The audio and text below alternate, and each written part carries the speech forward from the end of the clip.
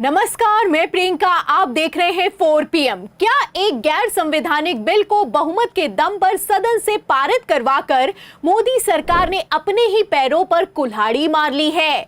ये सवाल इसलिए क्योंकि जिस बिल को दोनों सदनों से पारित करवाकर राष्ट्रपति के हस्ताक्षर के साथ ही कानून बना दिया गया है, वो ही कानून सीधे सीधे संविधान के खिलाफ है, संविधान के नियमों का उल्लंघन करता है। तो क्या ये गैर संवैधानिक बिल इलेक्टोरल बॉन्ड की तरह सुप्रीम कोर्ट से तत्काल प्रभाव से कैंसिल कर दिया जाएगा?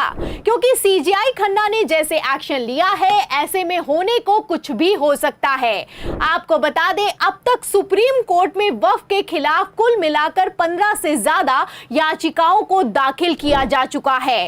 पहले तो सीजेआई खन्ना ने कहा कि सही समय आने पर सुनवाई होगी, लेकिन अब आनन फानन में 16 अप्रैल की तारीख को मुकर्रर कर दिया गया है।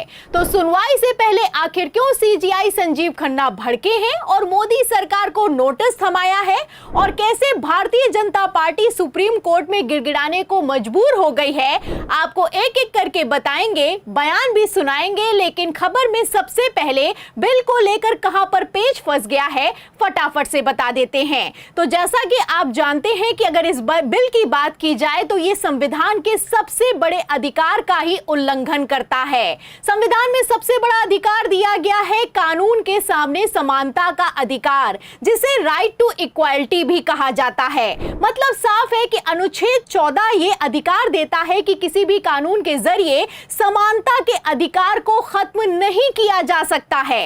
लेकिन वक्फ कानून संविधान के सबसे बड़े अधिकार को ही वॉयलेट करता है, क्योंकि इस कानून के जरिए मुस्लिमों को टारगेट किया जा रहा है, वो भी डायरेक्ट टारगेट किया जा रहा है।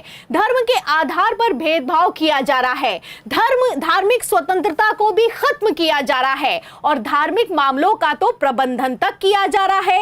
इतना ही नहीं, इस कानून में सबसे बड़ी बात तो यह है कि संपत्ति के अधिकार तक को समाप्त कर दिया गया है। कानून कहता है कि कोई भी हिंदू वक्फ को किसी तरह की कोई संपत्ति दान नहीं कर सकता है।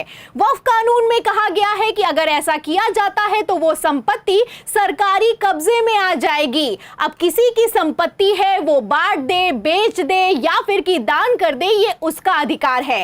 लेकिन वक्फ कानून कहता है कि ये आपका अधिकार नहीं, आपको वक्फ कानून के हिसाब से ही चलना होगा। इसी मसले को लेकर पहले तो कपिल सिब्बल ने राज्यसभा में बवाल कर दिया और साफ साफ कहा कि मैं हिंदू हूं, मेरी संपत्ति है, मैं डिसाइड करूंगा कि मुझे इसका क्या करना है, सरकार का इसमें क्या ही काम है। अब जब सदन में सुना नहीं गया है तो इसी को लेकर सुप्रीम कोर्ट में कपिल सिब्बल ने जबरदस्त दलीलें दी हैं। सुप्रीम कोर्ट में वक्फ बिल को चैलेंज किया है तो सीजेआई संजीव खन्ना भी अर्जेंट सुनवाई के लिए तैयार हो गए हैं। फिलहाल साफ दिखाई दे रहा है कि कैसे सेकुलरिज्म को खत्म करके हिटलर शाही चलाई जा रही है, संविधान की खुलेआम धज्जियां उड़ाई जा रही हैं। वैसे भी मोदी सरकार ने दावा किया था कि अब की बार अगर 400 पार हो गया तो संविधान को बदल देंगे। अब ये लोग संविधान को तो बदल नहीं पा रहे हैं, तो आप देख सकते हैं कि किस तरीके से कानून को ही बदला जा रहा है। जिस कानून और संविधान पर सुप्रीम कोर्ट की नींव टिकी है, उसी कानून को बदलने की तैयारी है। ऐसे में 15 मई को रिटायरमेंट के ठीक पहले सीजेआई संजीव खन्ना की सुप्रीम कोर्ट में अग्नि परीक्षा होने वाली है, क्योंकि अब सुप्रीम कोर्ट की भी इज्जत दांव पर आ गई है। वैसे सीजेआई खन्ना जैसे तेवर दिखा रहे हैं और अर्जेंट सुनवाई के लिए तैयार हो गए हैं, ऐसे में इतना तो साफ है कि सुप्रीम कोर्ट में बड़ा एक्शन होने की तैयारी है। आपको बता दें कि इसी तरह से पहले भी सीजेआई खन्ना ने मोदी सरकार को तगड़ा झटका दिया था। आपको याद होगा कि किस तरीके से मस्जिद मंदिर विवाद को पूर्व सीजेआई चंद्रचूड़ ने ज्ञानवापी में सर्वे की इजाजत देकर सांप्रदायिक दंगे भड़का दिए थे। उसी पर जब सीजेआई संजीव खन्ना ने कमान संभाली तो संबल विवाद के बाद तत्काल रोक लगा दी गई, स्टे लगा दिया गया और सीजेआई संजीव खन्ना की तरफ से साफ कहा गया कि यहां खोदो वहां खोदो बिल्कुल भी नहीं चलेगा। इतना ही नहीं, सीजेआई संजीव खन्ना ने पहले तो मोदी सरकार को नोटिस थमाया, लेकिन जब इस मसले को लेकर मोदी सरकार ने तारीख निकल जाने के बावजूद जवाब नहीं दिया तो सीजेआई खन्ना भड़क गए और साफ कह दिया कि कोई नया केस आदेश या फिर कि सर्वे नहीं चलेगा और जब तक केंद्र जवाब नहीं देगा तब तक इस कानून पर स्टे लगाया जाता है। मतलब साफ है कि वक्फ कानून की सुनवाई को लेकर भी सीजीआई संजीव खन्ना एक बार फिर से पुराने तेवरों में दिखाई दे रहे हैं। जाहिर सी बात है कि 16 अप्रैल की सुनवाई में जब तक सुप्रीम कोर्ट से कोई फैसला ना आए तब तक सीजीआई खन्ना इस वक्फ कानून पर स्टे लगा सकते हैं। अब इसी स्टे लगने से और वक्फ कानून के कैंसिल होने के डर से मोदी सरकार की हालत खराब दिखाई दे रही है।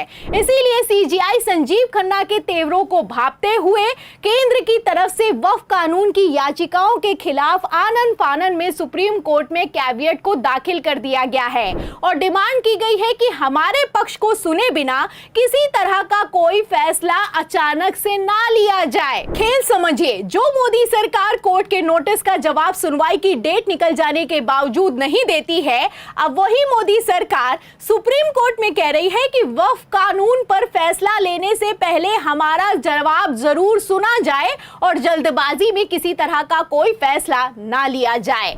आपको बता दें कि सुप्रीम कोर्ट में 16 अप्रैल को दिग्गज वकीलों की फौज उतारी जाएगी। पहले ही 15 से ज्यादा याचिकाएं वक्फ के खिलाफ सुप्रीम कोर्ट में दाखिल की जा चुकी हैं।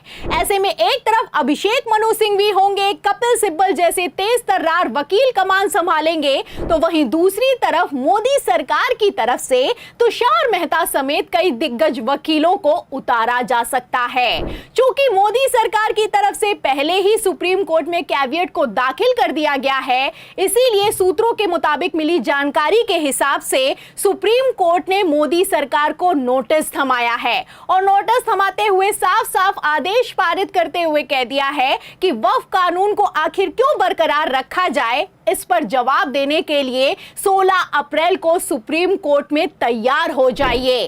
फिलहाल सुप्रीम कोर्ट के तगड़े एक्शन के बाद और सीजीआई खन्ना के तत्काल सुनवाई के रिएक्शन के बाद से साफ दिखाई दे रहा है कि मोदी सरकार की हालत खराब है। फिलहाल इस पूरे मसले पर आपको क्या लगता है? कथित गैर संवैधानिक वक्फ कानून को लेकर मोदी सरकार 16 अप्रैल को सुप्रीम कोर्ट में क्या जवाब देगी या फिर कि भाग खड़ी होगी? इस सवाल के जवाब में सीजीआई खन्ना के एक्शन पर, मोदी सरकार के रिएक्शन पर आपकी क्या राय है?